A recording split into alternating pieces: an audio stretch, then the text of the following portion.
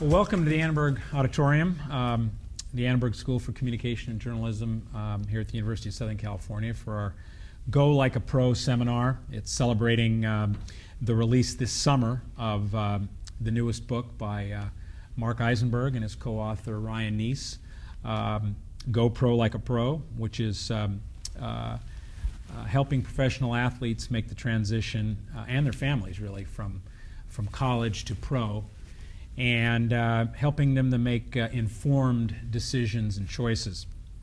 The point really of the panel here today and the discussion is really to make it something that can be interactive, two-way, that you guys can participate and be actively involved in this discussion. And there's so many ways we can go during the next hour about this discussion on athletes and the challenges of becoming professional for those that are very lucky and fortunate to be in that group.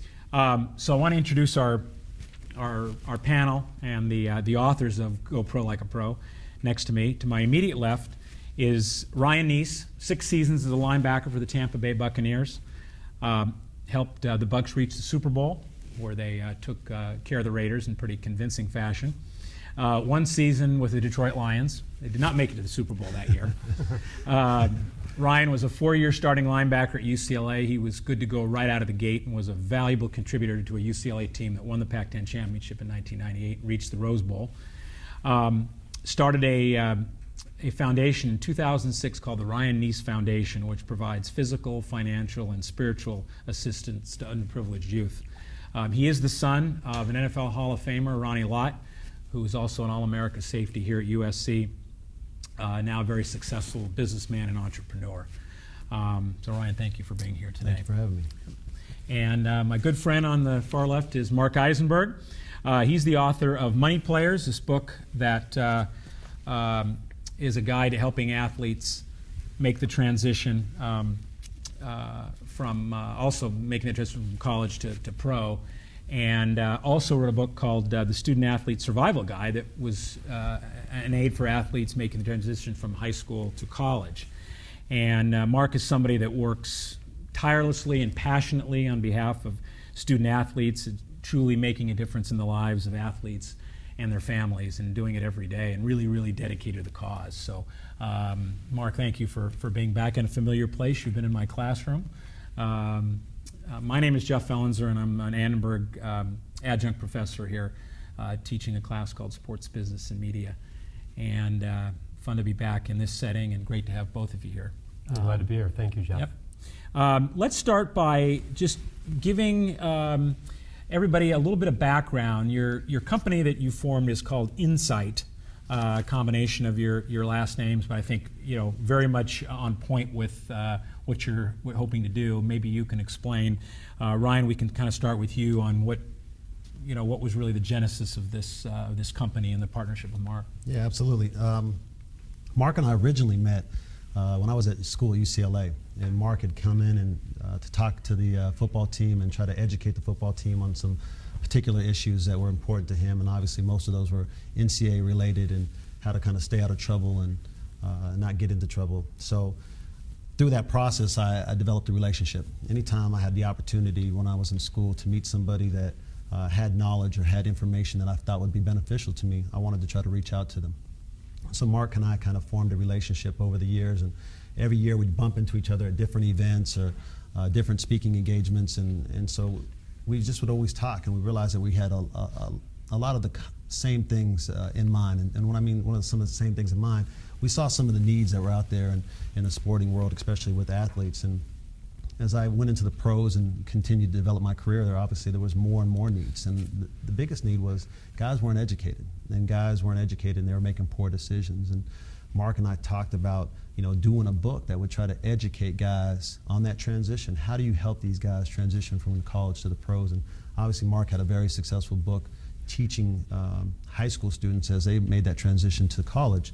So we said, man, this is a great platform that we can take and build from and continue to educate people. And we just kept that dialogue going, and now we realize we need to try to take it a step further. And that's why we developed the company of Insight. And how do we continue to build that? How do we continue to meet that need? And how do we continue to educate the vast amount of athletes that are out there that get taken advantage of because they just don't have the right education? Mm-hmm.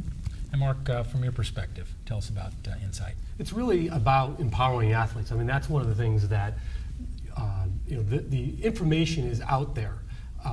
There are people out there that want to help, and there's also people out there that say they want to help, and it's very difficult sometimes to distinguish between the two. And really what we have always believed in is the only way that you can protect yourself from lining yourself up with bad advisors, bad agents, bad people is to really educate yourself about the issues. How does this world operate? And the more empowered you are by this knowledge, the more likely you are to be able to attract the ethical, competent advisors. And in doing so, because you're going to be knowledgeable about how this business works, you're going to repel those that would be more likely to take advantage of you because you're showing yourself as someone who's not an easy mark, because you're asking tough questions and you're demanding answers. And if you don't get the type of information that you are looking for, it's on to the next person. Mark, where's really been the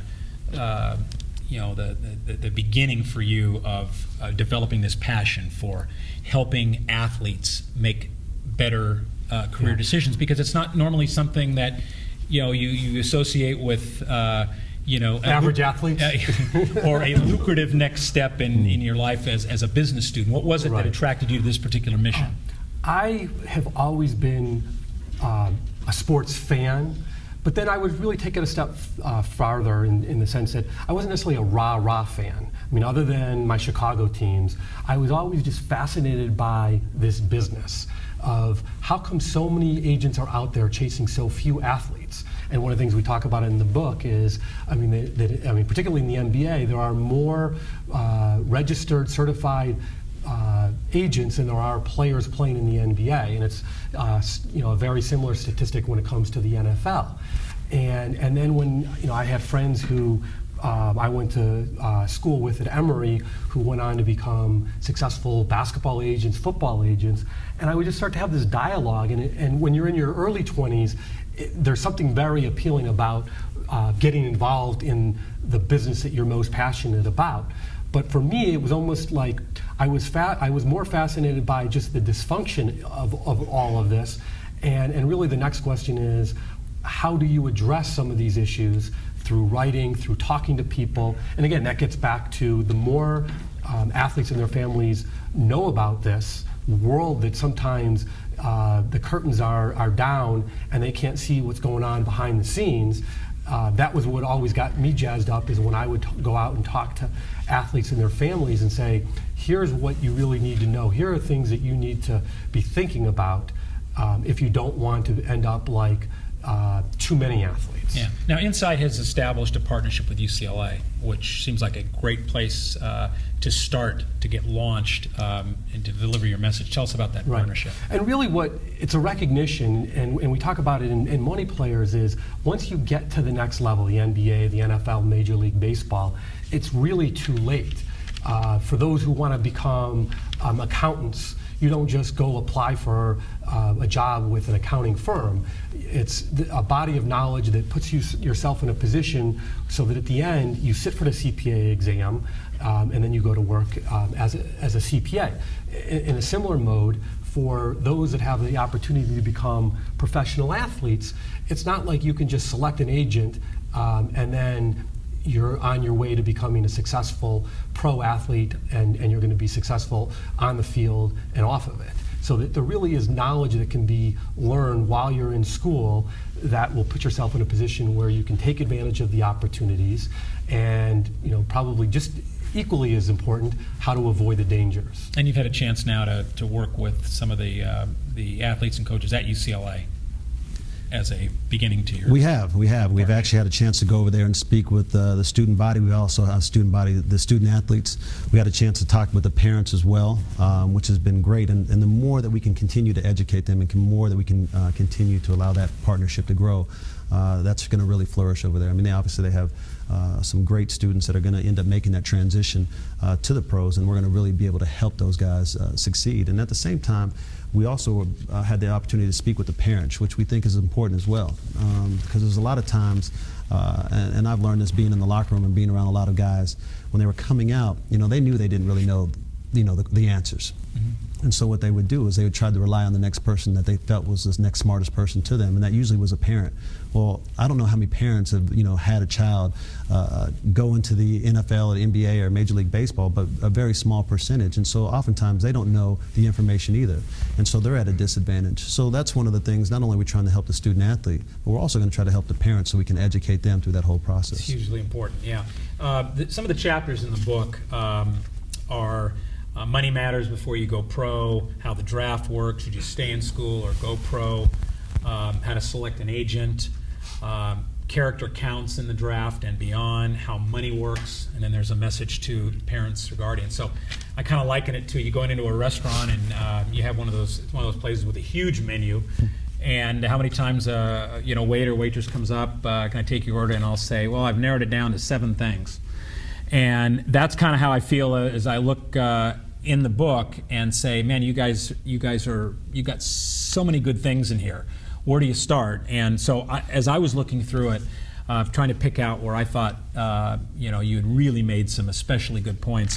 One I kept coming back to was early on you mentioned at the end of each chapter you have a section called the biggest myth of all. Sort of myth and reality at the end of each of your selections.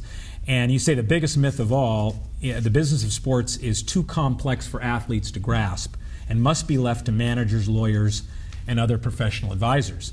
The reality is, you say, this booklet reveals simple truths that enable athletes to manage their advisors and control their own destiny. So it's not just turning it over to people you perceive to be smarter that can make decisions for you.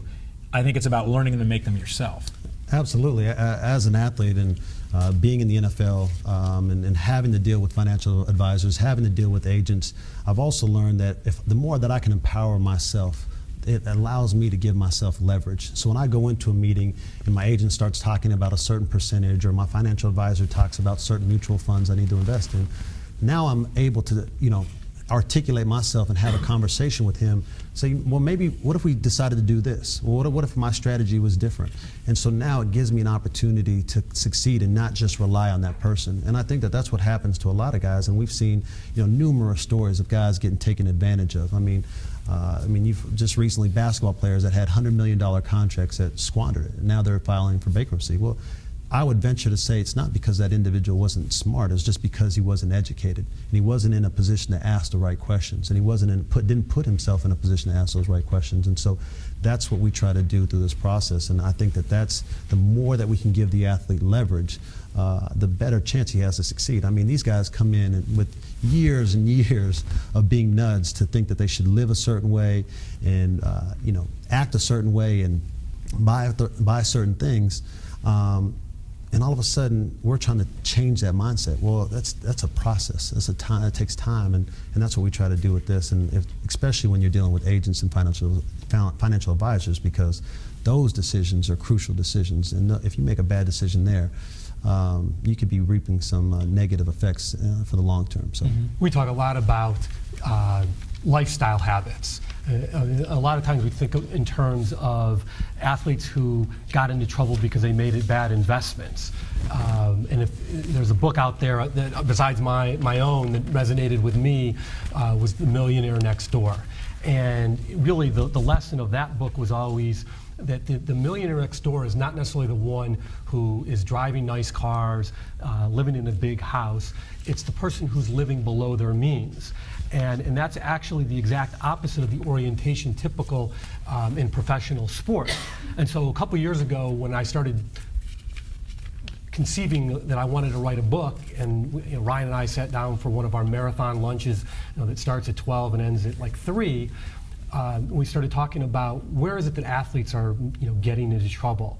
And one of the points that Ryan makes, and I'll let him take it from here, is just when he came in the league, it was more along the lines of he was an undrafted free agent, and he felt like that he was on borrowed time from day one. And I think that in the end, obviously you want to come in as a big time bonus baby, but there's some advantage to coming into the league the way you did. There was an advantage because I thought I was going to get cut every day. And because of that, it made me save my money. And not a lot of guys were in that position. And it was interesting because I used to get made fun of. I mean, I drove a car that was copper color, but everybody called it pink. So it wasn't the most attractive car. I rented a room from a cousin for $500 a month. And I just wanted to save my money. And I knew if I could, be able to put some money away, whatever happened in the NFL, at least I would have some type of an exit strategy. And a lot of guys come into the league, and again, it comes back to that lifestyle that they've been taught, or at least that they've seen or heard that they should live. They come into the locker room, and all of a sudden, they see a guy driving a nice car, or they see a guy living in a big house.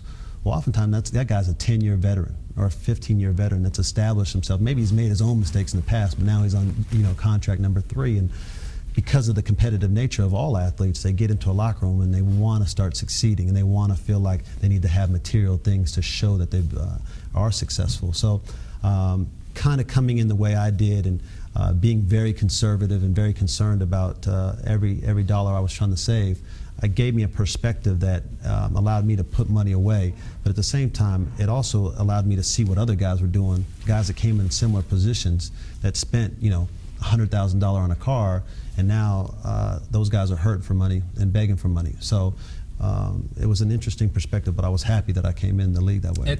You make such a good point about living below your means. I mean, just being conservative. And you're in a locker room mixed in with guys that are considerably older. So what they're doing may have come after a number of years of success and successful investments.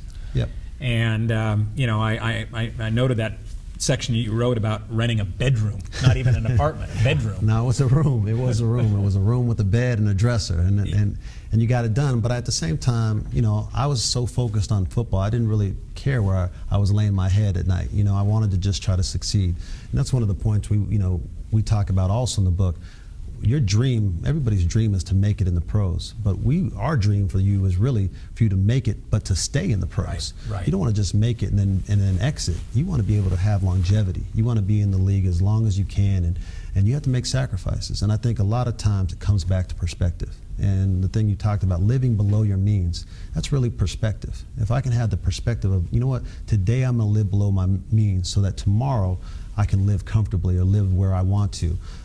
That's having a long-term perspective, and that's something that we know is a challenge for us. And a lot of the messages we talk to young guys, everybody wants, the glitz, the glamour, and everything that's shiny right now. But we try to delay that and make sure they realize the long-term benefits. I remember when Jerry West, we were talking about this before we started, came to this class and said, and you were there then, Mark, when he said, it's not about getting to the league, it's about staying in the league. About getting to that second contract, the typical, scenario in the NBA. But, those are such wise words to be thinking about. What's your strategy for staying here, not just getting here? Right. And actually the third prong to that would be not just staying there, but once you leave the game, to have something of, real benefit, financial security, that you can look back for all your blood, sweat, tears, probably the injuries that you're going to suffer that most peer groups never would have to have gone through, and to have something of tangible financial benefit. I mean, the memories are great, and you can never take that away from you, but there's nothing more disappointing than to have to talk to somebody that says, I wish I only knew then what I know now, and what I would have done different. So we're sort of trying to reverse engineer that and say, what is it that we can teach young athletes that are coming through today, and saying, how can we take advantage of these opportunities, and which is back to the basics, having a long-term perspective, and then how do you avoid the dangers, which is the lifestyle issues, the getting yourself involved with the wrong type of people. You were making me think. There was a great line that we've used before from former Cincinnati Bengal Tim McGee, talking about lifestyle. He said, it's the athlete in the locker room who has the worst spending habits that sets the bar for everybody else. And so that's really a function of, that no one knows necessarily what is in everyone's bank account, but we kind of know what you're making, but you just want to fit in, and that really is what is driving spending, is just sort of this peer group that can go either way. And I think with Ryan, and I've gotten to know a bunch of his teammates, it was the guys that wanted to do it the right way would gravitate to Ryan, and the guys that didn't have a plan. It's like, back to the line from Ernest Hemingway in The Sun Also Rises, like, how did you go bankrupt? Well, it was slowly, then suddenly. I mean, it happens fast. Right, no doubt. Let's take a few questions as we go along and get involved. Lucy, go ahead.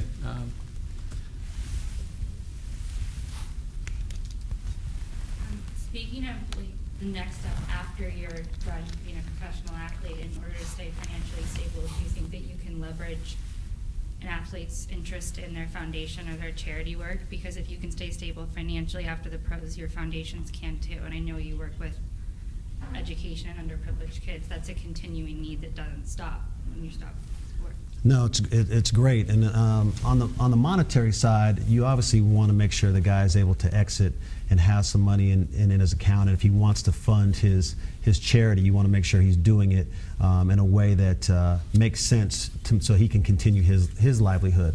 But at the same time, as the athlete, if he's been involved in the community, and that's something else that we talk about in the book, if you can build up some equity in your community, what I mean by that is you're out in the community shaking hands, you're volunteering, you're giving back. If you can build up that equity in the community, now all of a sudden when I have a foundation and I want to transition out and I have this foundation, your longevity there is even longer, because now people recognize you for a person. They no longer see you, for a football player, they just see you as a number because we have helmets on. So once a person can recognize you as a person, and it allows you to have some longevity with your foundation, and that's really important. That's one of the things we try to encourage young guys. You got to start giving back, and it doesn't necessarily have to start with giving back money. It's just your time is valuable as well. Mm-hmm. Yeah. TJ. Yeah, I just wanted to know, how did you go about, with people, people know that you had money or that you have money, and you seem like a nice guy, and when people see that, do they have their hands out? How do people, when they ask you for money, or if anybody asks you for money, how did you go about, telling them no? Or That's a great question, because everybody in professional sports is getting asked, whether it's by friends, whether it's by people they don't even know, or family members. People are asking for money, and you have to find what's important to you. I mean, obviously, I can't tell you to say no to your mother. I mean, that's a personal decision, but what I can do is hopefully I can educate your mother and be able to sit down with her and educate them on the process of, if I give you the money now, this is what's going to happen to all the money. Let's look about, again, having that long-term perspective. And that's the thing it was difficult. I mean, when you're a young person and you have these people coming out and you sit down with all your friends, and guess who they think is going to pay the bill? You, right? So you have to be able to understand that doesn't have to be your responsibility. And you have to have the confidence to be able to say no. I learned that early from Derek Brooks. And going to dinner with him, he was a very frugal guy. And he's probably the richest guy in our locker room, and he would not pick up a bill. But I learned early, because he didn't want to set that precedent. He didn't want people to expect him to do that. And people early on knew that they couldn't ask Derek for money.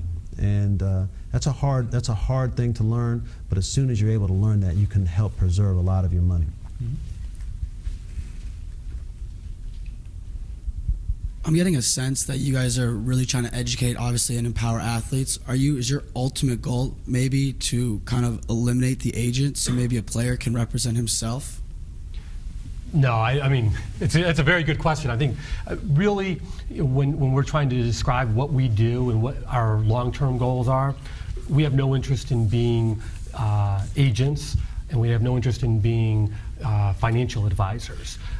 We are more aligned with being their business advisors, agents perform an important function. The real question then becomes the amount that they're charging, is that commensurate with the value that they're providing? So agents play a vital role in negotiating playing contracts in all sports. And the question is it a situation where there's a true marketplace? So example, in basketball, it really, if you're a max guy, you're a max guy. So the question is, what value is the agent providing in terms of the contract? Where they play a much more significant role is sort of the mid-tier guys, where it's not as efficient a market, and sometimes you really need the agent that is out hustling.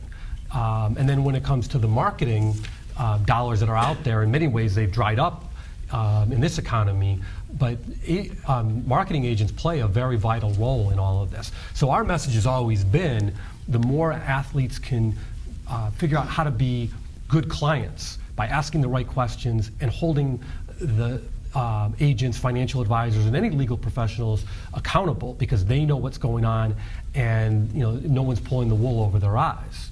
And at the same time, Mark made a point earlier about there being more agents in the, that are certified agents than there are actually NBA players, right?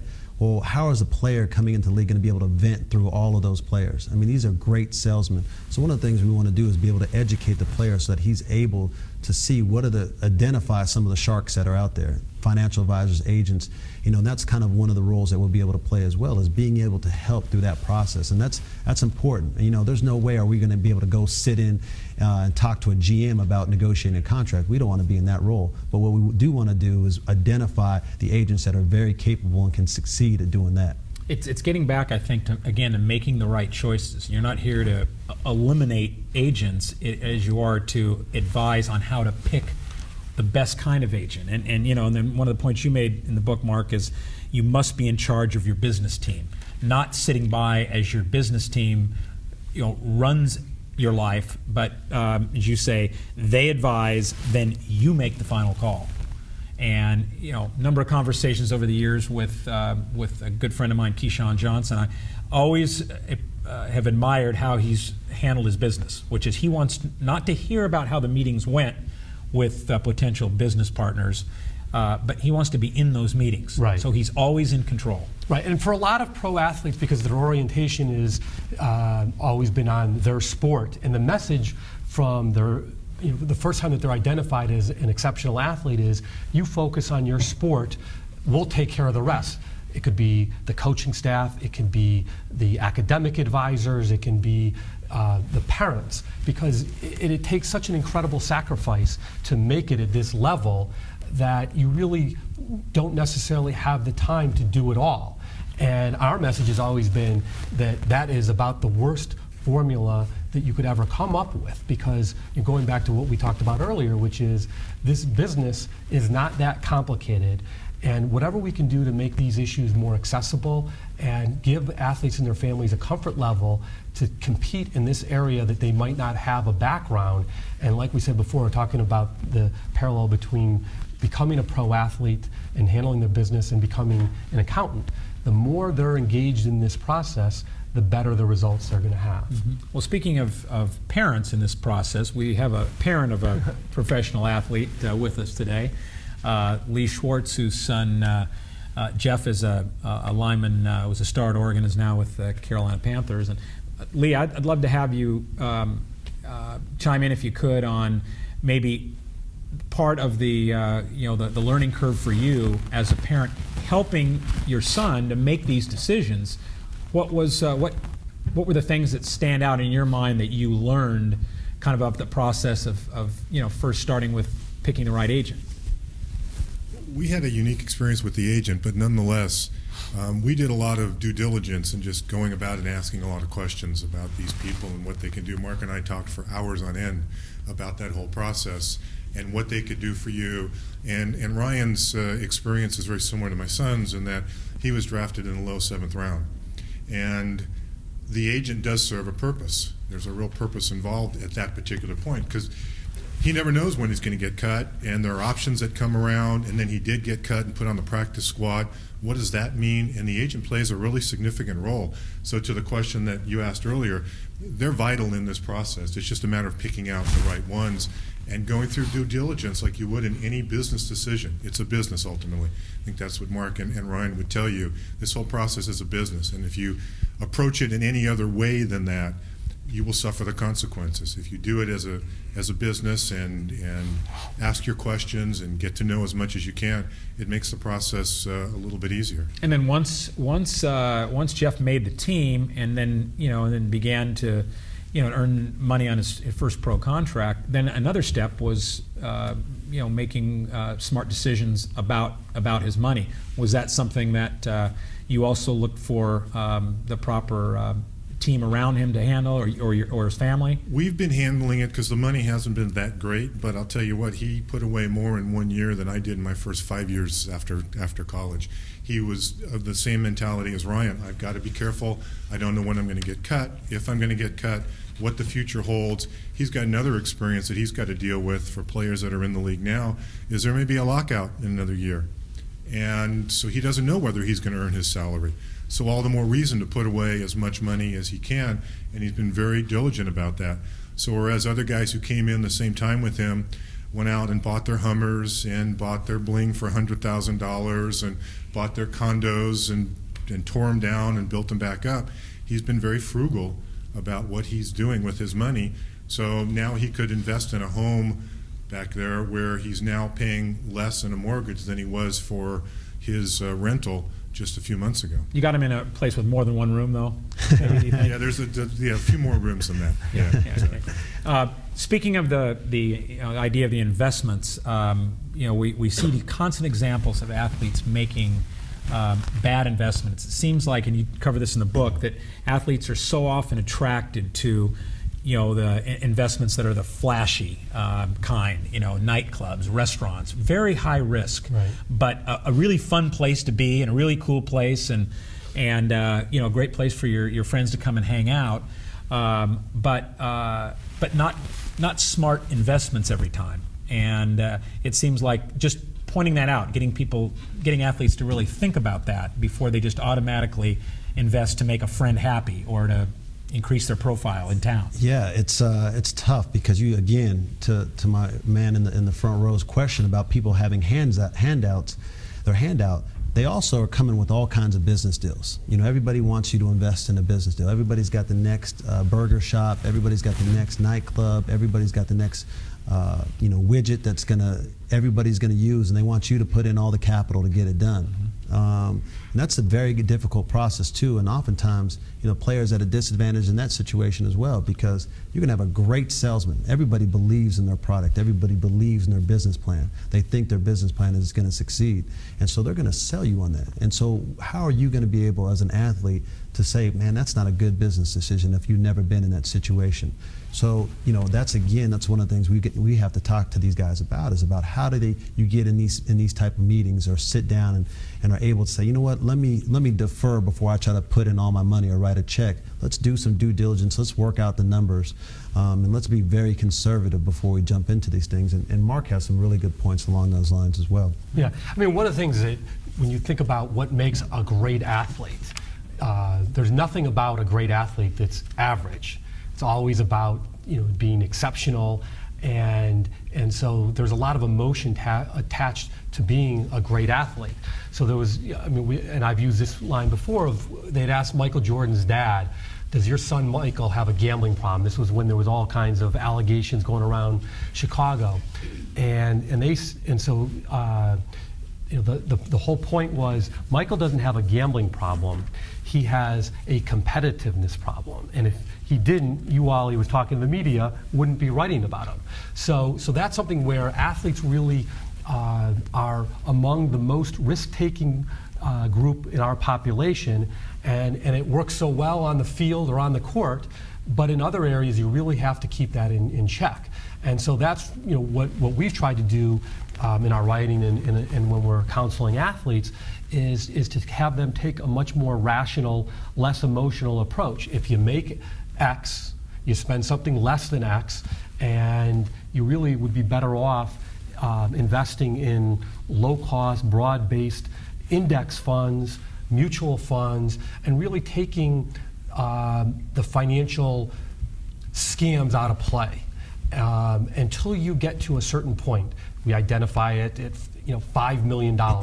Once you have $5 million in assets built up, then you can start to explore more risky type of investments for two reasons. One, you have the $5 million that you can sleep a little bit better at night. And two, time hopefully will have passed to the point at which you're savvier, you're more knowledgeable.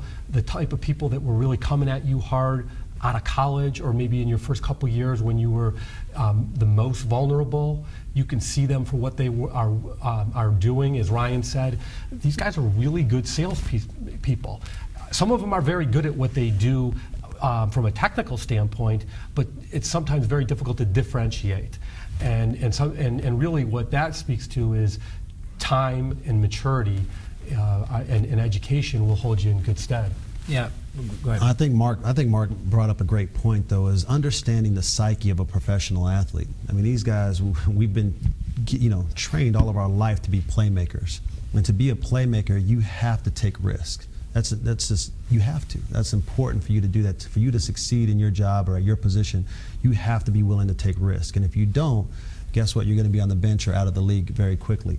And so that same psyche, if that's your everyday thought process, every time I step onto the practice field, every time I'm in a game, that's the way I'm thinking. All of a sudden now when I go into an investment and all of a sudden I see an opportunity for a 300% return on my money, wow, that lights up in my mind, that triggers something. But so we have to try to figure out a way to tame that and be able to disassociate that from what's going on the field with what's going on off the field. It's a harder sell because it's not as glamorous. There's no sex appeal in saying, dude, you're going to be better off really targeting those 5 to 8% returns. You make what sound like pretty simple points about financial success, and it's amazing because you think how complex finances are, and yet you've really done a great job, you guys, of boiling them down. A few of them. You mentioned hang out with business leaders, not salesmen. And it's funny because when you see people like Magic Johnson, Michael Jordan, people that have made great transitions from success in sports to business. And you usually see them, hear about them interacting with significant business leaders. And when you're an athlete who's had some success, I think it's a lot easier to get an audience. They naturally gravitate to you. So picking business leaders is something you mentioned. Also, you say a steady 4 to 6% annual return is acceptable, just what you'd mentioned earlier. And this is a great line. If you always try to hit home runs, most of the time you will strike out. Yep, that's true. And I think to what you brought up a little bit ago about hanging out with business leaders. As an athlete, you have a tremendous platform. You have a tremendous opportunity. These men want to sit and talk to you. They want to talk about football. So every time in the off season, I would spend my time. You can go see who owns all the different suites. Who are the business leaders, men and women in your community, and you can spend time with them. Find out what's their story, because everybody's got a great story, and you probably can learn a lot very quickly. So that's one of the things that I think is important to try to teach guys. Even while I was in school, I tried to find out what are the guys that are out there doing things. How can I learn from the process? How can I learn from their stories? And that's an important thing to learn as well. One of the things I always appreciated about Ryan is that so many athletes develop relationships as a function of who hangs out and tries to seek out pro athletes. Ryan, I think, isn't the only one that's done it, but I think that he recognized early on the advantage of going out and finding community and business leaders that had no interest in Ryan other than they appreciated what he did on the field, but they weren't deriving their income as a function of how much money Ryan can generate for his firm. And that's really where you get in a situation where there's true mentorship, education, because you can sit across the table and say, what did you do to become so successful in the business world? Yeah, you mentioned about having patience, which is another great point. The most powerful force in the universe is compound interest. And then you say there's no question compound interest can help you amass a fortune, but that's a more conservative game plan. Hey, when you're 19, 20, 22 years old, it's tough to think what's going to happen when I'm 30, 40. It happens fast, but again, I mean, part of that is just seeing what it takes to succeed. I was at a meeting the other day with DeMaurice Smith, the executive director of the NFLPA, and he's so passionate about what he's doing for current players and also former players. And one of the things that he's been trying to get across is probably one of his biggest platforms is that when you leave this game, that you have something substantial, to compensate you for all of the hard work and some of the things that we've talked to before. And trying to give these athletes the tools so that they don't put themselves in financial jeopardy is so crucial to everything else that you're dealing with to become an elite athlete. Yeah. Ray, you had a question, didn't you? Yeah. How early do we start to educate student athletes and their parents, and what do we focus on when they know that there's not a guarantee? But when can we start, and how and where? It's a great question. Obviously, we spoke a little bit earlier outside about trying to get to the young guys, and I'm saying young in high school, and the young men and women in high school that are trying to become athletes and trying to go pro. But it's a process, and when I say it's a process, you got to try to counter what's going on in society. Society's, when they watch television, when they hang out with friends, when they hang out with family, every message they're getting is to act and live a certain way. So at whatever age we can start to try to counter that, we're giving ourselves an advantage and we're helping that athlete. For us, we feel like we can do that at the college level, and that's where we're focused. And Marc, obviously has information that helps guys guide that makes them transition from high school to college. But our focus is really the college students right now. Right, and I think that one of the things that we're always trying to do is just get through the recruiting process to be, the athletes and the families to become more informed consumers. And then when you're identified, obviously, as having pro potential, we always hear about these statistics, the long odds of making it. And so we try to flip that because we don't care what the statistics are. What we're focused on is what can we do to help that athlete increase his odds, his or her odds. And obviously it's certain things that you do on the field that we're not trying to advise them be bigger, faster, stronger, but how do you become savvier about all these issues? If this whole thing fails from the individual's perspective and they don't make it, we're still providing information that we think will help them in the real world. As far as pro sports go, there are so many high school baseball players that are drafted. Draft is so long, and one of the biggest decisions those guys have to make is, do I go to school? Do I enter into the draft? And how do they go about making an informed decision there? Mm-hmm. That's a tough one because I've been involved in some high-profile cases of athletes and family advisors. And athletes are really at a disadvantage in baseball because unlike basketball and football, they don't elect to turn pro. They are presented with a deal, and they have to the extent that they're able to negotiate a better deal without the benefit of having a fully operational agent, they may have something that would be worth signing, or they may not, and certainly retaining your amateur status adds a wrinkle into that, and that's one of the things that we talk about in great lengths. As a college athlete, how do you get the type of information flowing to you and your family that you need when you can't necessarily talk to the people that actually have information? And we've talked a lot about there's a whole world of in college athletics of agents being kept away from prospective clients, partly because there's been a lot of problems that have taken place. So our view has always been, let's not demonize agents. Let's give them good information, give athletes and their families good information so that they can make informed decisions. And sometimes it's the exact opposite, where the NFLPA just instituted a 3-year prohibition so that football players cannot even really engage in fruitful discussions with potential agents, because the NFLPA, who regulates them, says that you can't really engage them even on a dialogue level, as opposed to just figuring out how they can provide market information to help them make more informed decisions. Speaking of the draft, you have I think a really relevant chapter in the book called "Character Counts in the Draft and Beyond."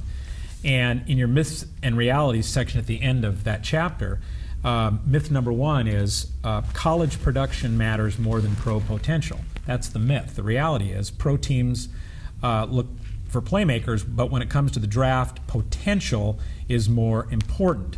Pro teams routinely draft raw, unpolished talent over relatively finished prospects.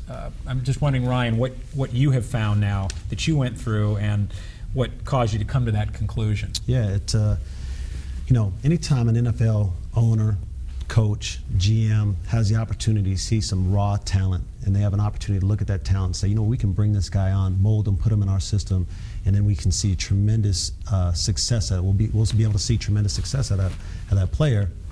They're probably going to go after that guy. But if they look at that player and they say, this is all I see, I kind of know what I'm going to get. It's going to be hard for us to get anything out of him. He's kind of reached his cap in terms of his capabilities. He's giving everything that he has at that point. That player may slide down. Now he may have really good talent, but he doesn't have that raw potential. That's what all owners are looking for. They're looking for that guy that can come on and do something that's never been done before, because it's an entertainment business. Mm-hmm. So they want that playmaker that's going to do something like that, and that usually comes from the individuals that are raw, have a lot of raw talent. So that's why we hear so much about during the combines and workouts of the measurables and the upside and all those words that have become such a cliche. Absolutely. They look at the upside.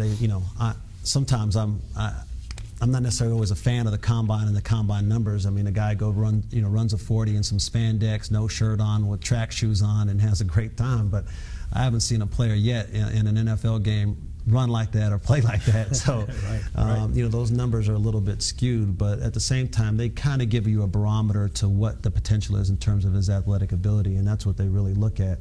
But at the same time, I'm a firm believer. If a man has an unbelievable heart, that's gonna come to play, and he just needs the opportunity. And that's why you see more guys in the NFL that are drafted on the second day than on the first day, because oftentimes those are the guys that have the character, those are the guys that have the heart, and those are the guys that are able to have longevity in the league, because that is what really truly matters. Well, your myth number two in this chapter is that character doesn't matter, and the reality is, and what you guys say is, drafting players is risky enough without having to worry about character issues. So you've been in the league. You were in the league for 7 years. Does character matter? It absolutely matters. Oftentimes, in the media, you see a lot of guys that are portrayed with negative character, but that's a very small percentage of the guys that have extremely good character in the locker room and in the NFL and really in all sports. And I think even in the league and coming into the league in the draft, you see a lot of guys that slide. They talk about it all the time. You know what? That guy's got kind of questionable character. He's got a questionable background. We're not sure, and all of a sudden I'm going to give this guy millions and millions of dollars. You know what? I don't want to take that risk, so I'm going to let him slide down. And so obviously character does matter and plays a factor.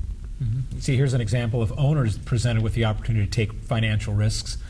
They get conservative. They do. More often than you probably know.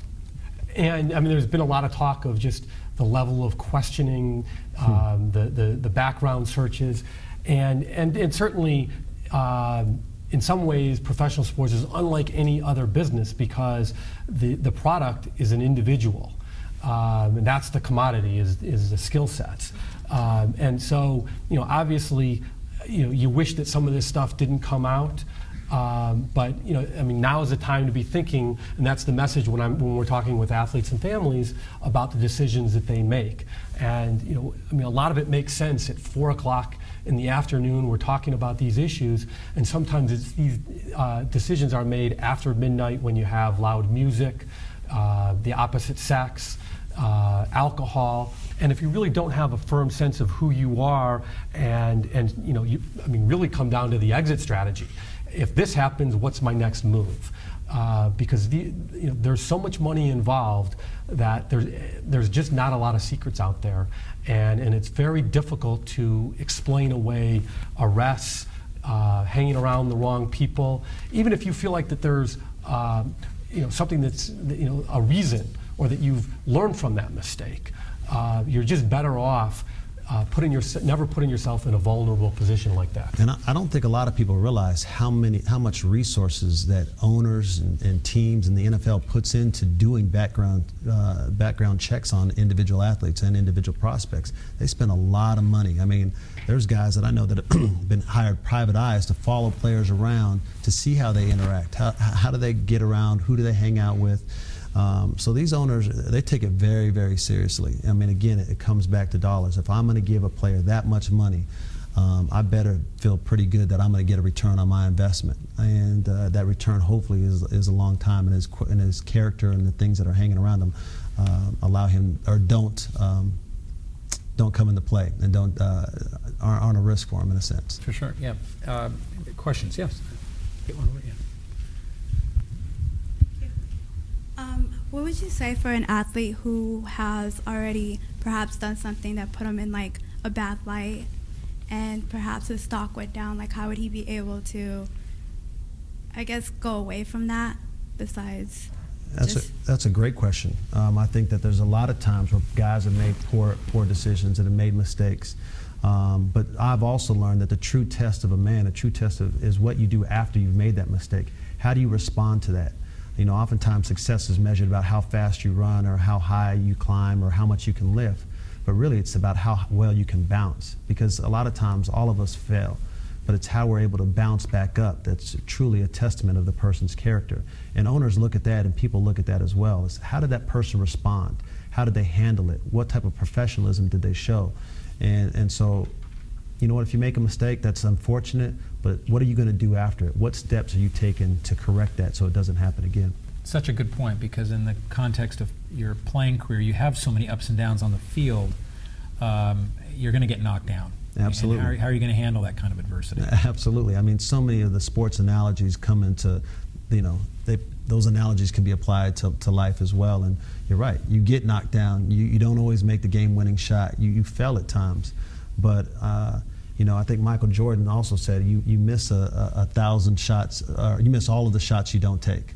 Even if you miss them, you got to still keep shooting. You got to keep shooting, because eventually you're going to find your rhythm and get back and make your shot. So you got to get back up. So it's important. We have an example right now, a guy that somebody didn't appear to have taken a big risk on, because he was the #1 pick in the draft. He had all the measurables. Was Jamarcus Russell. And that's a case where the Raiders invested $39 million in this kid. Apparently had the biggest arm and the most so-called upside, and for whatever reason, completely fell flat. Now he has an opportunity to rebound at this point in his career. He really does, and I think that it'll be very interesting to see how he handles that. And I think it is. His back is against the wall, and oftentimes when your back's against the wall, your true colors show.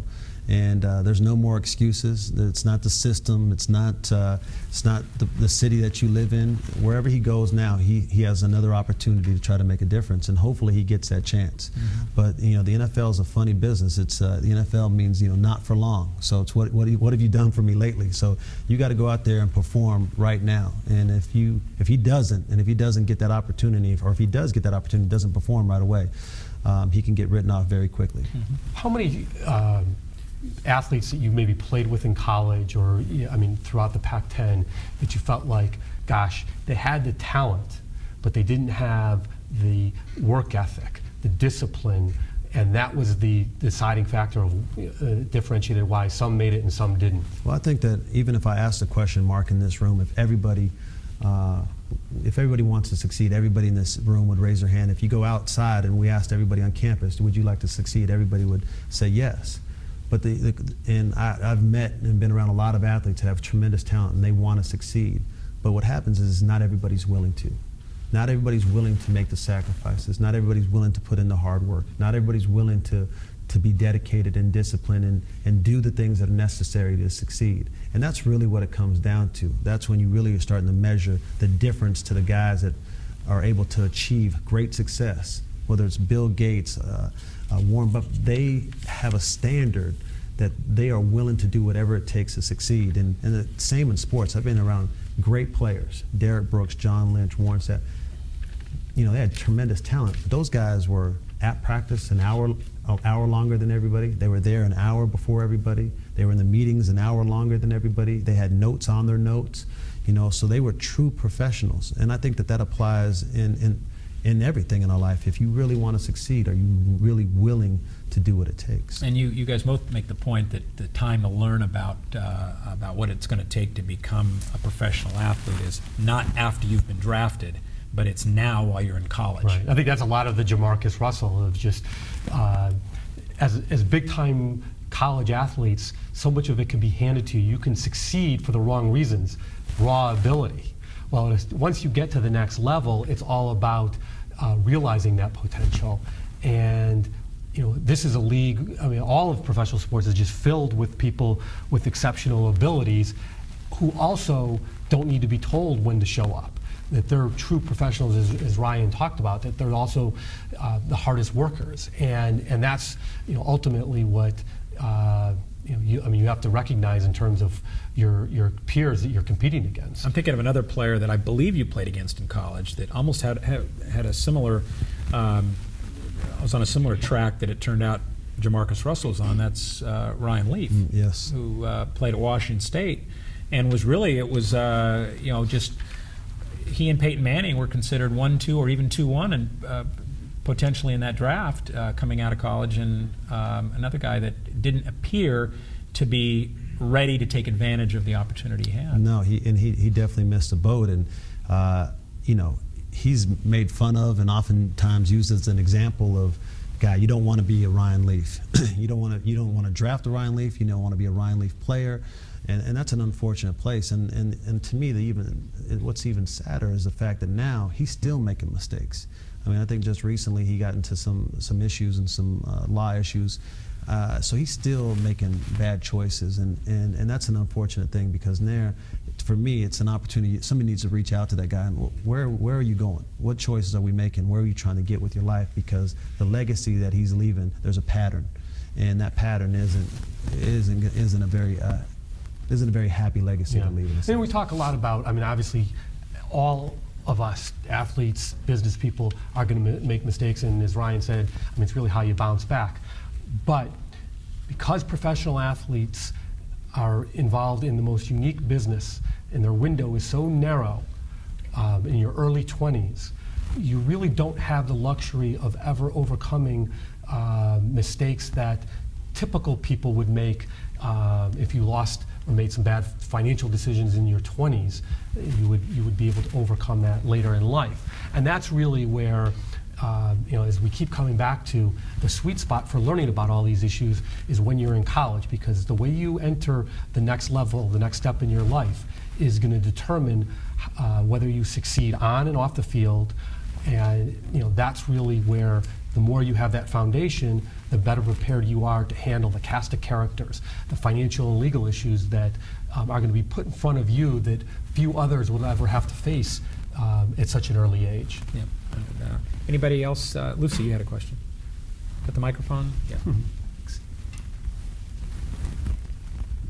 It's kind of your core philosophy, just cutting the baloney and saying you don't need to pay someone $100,000 to know this is a bad investment, or that you need to know what an IRA is and a mutual fund. And it's just like, I mean, is that kind of like educating college athletes that like you don't need to pay all these individual people like a ridiculous sum a year, like to know that investing in a restaurant is the most risky investment in the world? Yeah, I mean, obviously, the more simple we can make this, the better. But I mean, that goes back to the idea that we're never averse to. If I pay you to do something, if I pay you $1,000, if you give me something of greater value in return, I'm all for that. But the problem has always been, just painting with broad strokes. Is sometimes there's been no accountability for the type of people who are targeting professional athletes, and that there really isn't that correlation between the services that they're getting and the amounts that these athletes are paying for them.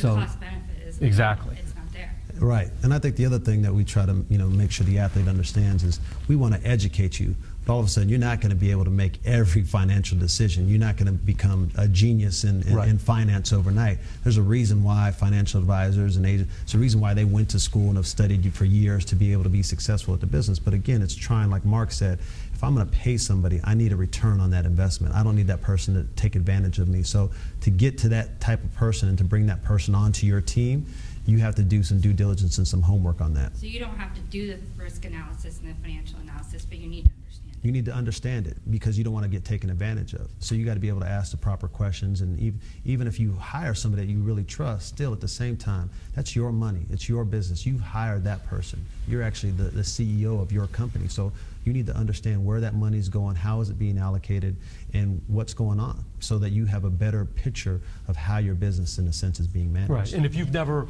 looked at a financial statement, if you, then it's all Greek. You don't understand what's going on, so you can't even put yourself in a position to ask the type of questions. What type of investments are you putting me in? Because it can all be explained away through salesmanship, and there's a lot of head nodding. So what we're trying to do is say, the more you're engaged in these issues, because you're reading our book, because you're talking to people, because you're sort of looking past who's hanging out in the locker room, you're going to be able to make better decisions. Mm-hmm. Leslie, did you have anything that no.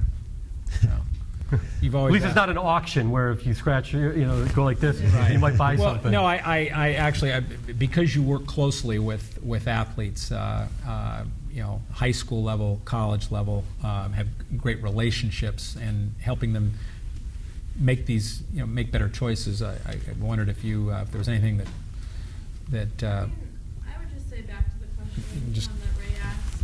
Yeah.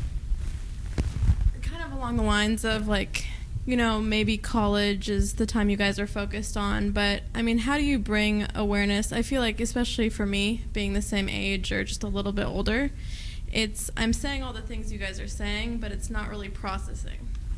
Because at the high school and college level, they're above the curve. Like you said, these are 20-year-olds that are professional athletes making decisions that 40 and 50-year-old professionals are making. So kind of what advice would you have for me to kind of persuade them, like, the things I'm telling you are meant to help you, not to rattle on to your head about finance and things like that? Question. Really good question. Being in a locker room, I'm a veteran in locker room. I don't even feel like I'm a veteran, but dealing with younger guys and trying to educate guys, it's difficult because you're right. They have a certain perspective or something's already been ingrained in their mind. But what I try to lay out to them is you really got to lay out the long-term perspective. You really have to make them understand, if you do X today, this is what's going to happen. And really trying to paint that picture for them before it's clear and makes sense to them. Because all players in professional sports understand a game plan. If I'm going to go compete and I'm going to go play against an opponent, I'm going to have to spend hours and hours developing a game plan to succeed. Well, life is the same way. All of a sudden I'm just going to go into life and off the field and not have a game plan for my life. Well, then guess what? You're not going to succeed. You're definitely going to lose at the game of life. So I need to find a way to develop a game plan that's going to help guys through that process. And you got to, that's being able to talk their language is important. And the more you're around them, you understand that. Ryan used the buzzword, and we've had this conversation before, compete. In life, a lot of times we end up competing in things that we're comfortable at, that we're really good at. And then the exact opposite occurs when we're not. We shy away from it. And our sort of definition of a true competitor is when you have a weakness in an area that you figure out a way to understand how to get up to speed.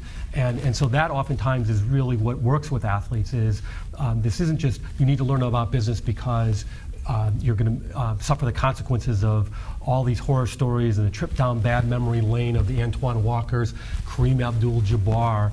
It's, do you really want somebody taking your money out of your back pocket that you've worked so hard for because you're misinformed, uninformed, and aren't willing to take the time to figure out what game is being played?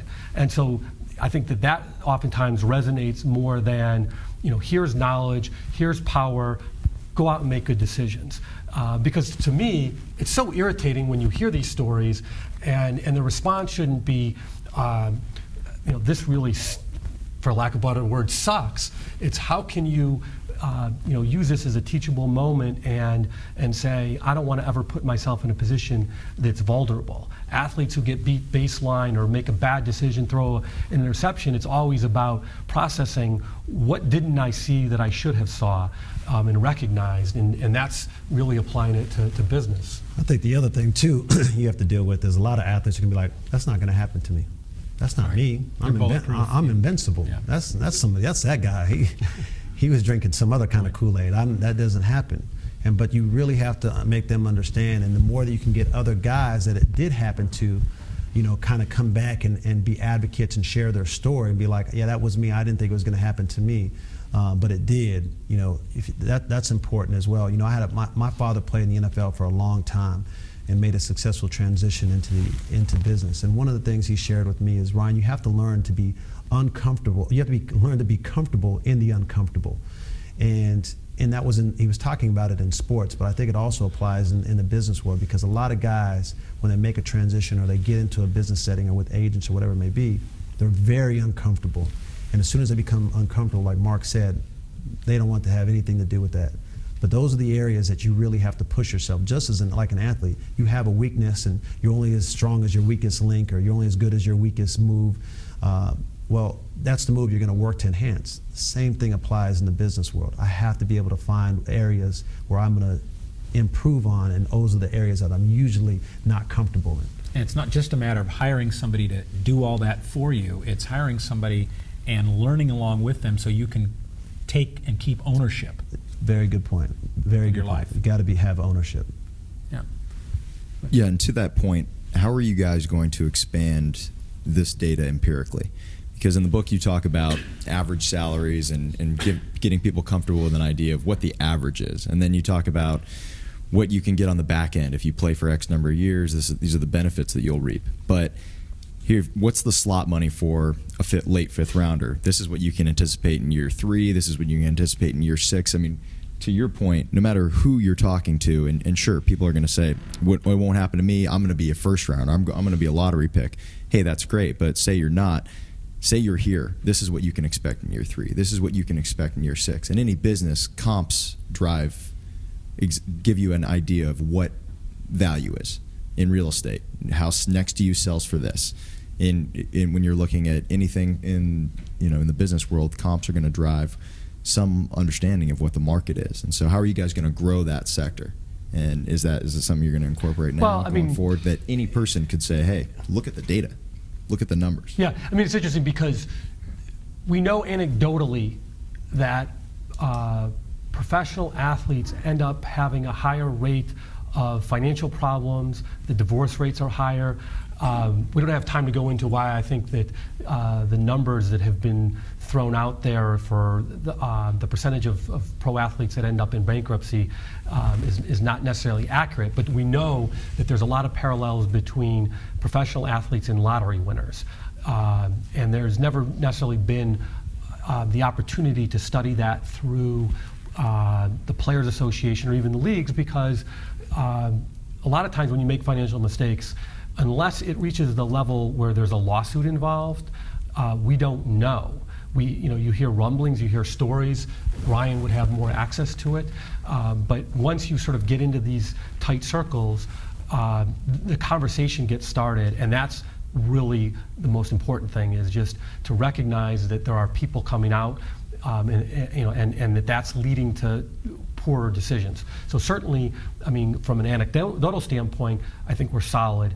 At a certain level, we would love to have more cooperation, because I think that kind of data would be very instructive to be able to show athletes where the problem areas are and how you can address that.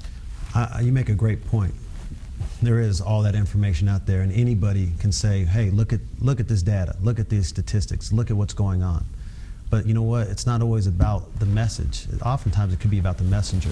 And trust me, I've been in a locker room and I've heard the NFL PA guys come in and talk about, you know, this is what you should be doing. These are the things. They have rookie symposiums that they send guys through. But in reality is people still make mistakes. People are still making mistakes. So you know what, maybe it's the message, and maybe it's the messengers that are sending the wrong, or, you know, trying to send the right message, but people aren't receiving it properly.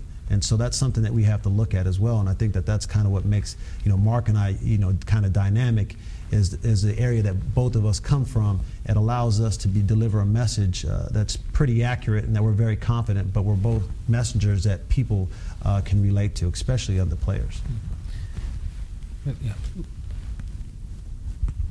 I find like one of the issues you may be tapping into is that a lot of times people, when they're educated on something like that, whether it be drugs or bad finances or whatever, they feel like it's either corporate responsibility or it's something that, you know, it's not coming from a place of like, I really want to educate you because I really want to help you. It's coming from a place of like, this is my job and I'm going to do it, but I'm not really sure you understand why. The motivation. Right.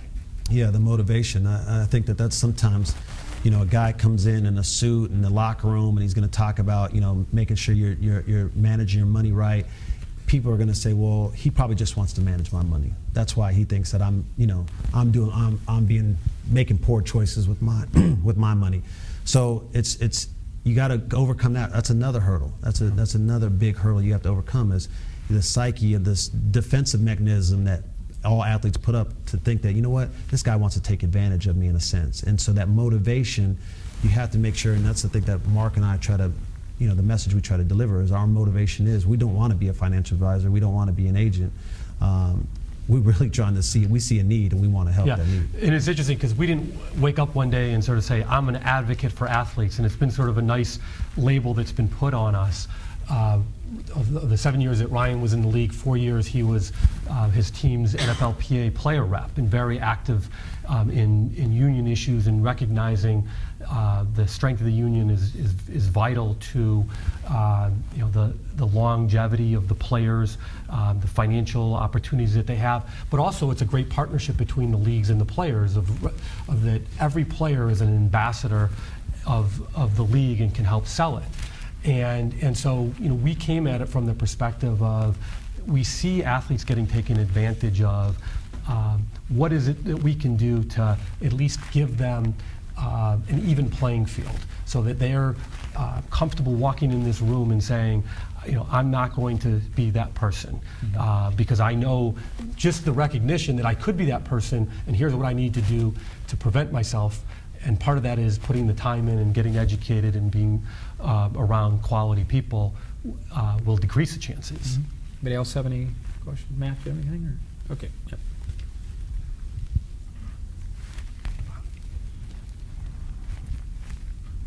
My biggest question is, how do you overcome, I guess, the stigma behind, let's say, like most of these athletes, just because the culture they're being raised in, the peer pressure around them, for instance, as soon as people dub them the next best thing, like they already have that mindset that they're better than anybody else. So how do you overcome that stigma, which I think most athletes do possess, and it's so great to the point that I don't think no matter how much information you can provide them or the way in which you present that information, I don't know how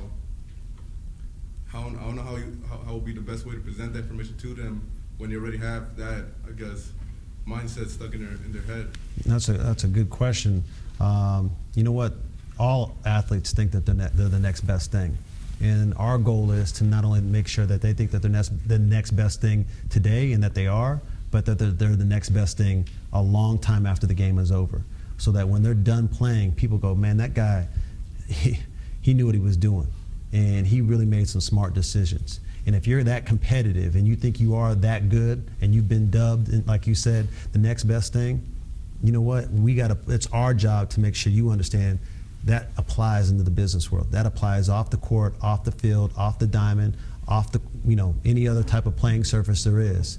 That same competitive juices that you have to apply them into the business world of life. And that's how you become the next best thing and are dubbed the next best thing for the rest of your life. And just the fact that, I mean, we don't have to name names, but there's some student athletes in this room that showed up. You know, for whatever reason, you know, that sort of saying, I want to learn about this stuff. And you know, we're not going to reach everybody. We understand that. We'll still keep going at it, try to get them the strong message.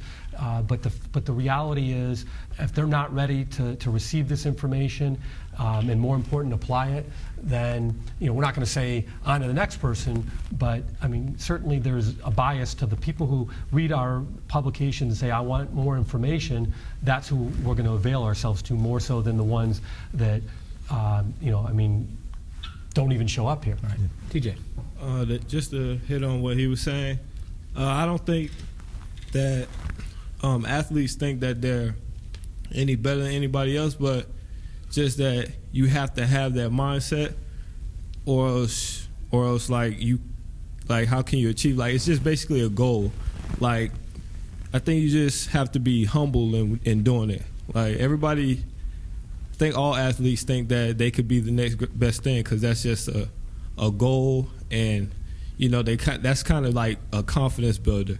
You think that you're the next best thing, and then you go out there, you try to achieve that goal, and whether it happens or not, I mean, you just have to be humble in doing so. So saying that you're the next best thing, like you thinking that you're the next best thing, is not a bad thing. You just have to know when to turn it on, turn it off. You just That's a really be humble. smart point. You're right. You're right. It is the motivation that we all strive to be great. As an athlete, I want to be the next best thing. I want to be the greatest linebacker that ever played the game. That's your motivation. You have to have that mindset. But at the same time, it has to be your motivation and your intent. It has to be geared towards the proper channels. You have to channel it the right way, because as it takes you off course, you can put yourself making poor decisions when it comes to the business world and off the field, because that same competitive juices are not working to your advantage, or working to your disadvantage. So you make a great point on the field. You have to have that. But it's being able to apply those same juices in a way that's positive off the field as well. Okay. Well, time for our last question. I took Professor Fellenzer's class, and one of the things he said is that a brand is the collection of perceptions in the mind of the consumer. So, are you just kind of trying to show athletes what, a real, reality is, instead of, the perception of finances and financial things? Just thinking, I think for every, arrogant athlete we may see on TV, there's a great deal more that are very humble and are, not like that. But I work in media, I know what sells. So just trying to get them to understand, the reality of finances and being a brand yourself. Yeah, I mean, but what sells is guys that are very successful, that achieve great success, but they're good guys. I mean, when is the last time you've seen a guy that sold something that's, well, I'm not going to say, we have one guy out there right now. There's a big pink elephant in the room. There's a big pink elephant just in the walked room. in. But in reality, the vast majority of people that are branded a certain way are guys that have, done things the proper way off the field. And once they don't, they suffer the consequences. I'll say that. Yeah. So it's being able to not only be a very successful player on the field, but you have to be able to transition. And Mark talks about having great character off the field, and being able to be an ambassador that you represent not just yourself, but you represent an entire league, and that's a really good thing. There's so much at stake now too, and we live in this hyper-competitive and hyper media society that mistakes are magnified, so that there's even more attention than ever before given to those mistakes. So it really puts a premium on making smart, informed decisions. It really does, because you're right. Information. If I make a mistake, it can be somebody can hit it on their phone really quick and send a text message, and that text message can go on the internet, and boom, next thing you know, it's off and running. Right. What would be local stories at one time are now instant national stories. Absolutely. Yeah.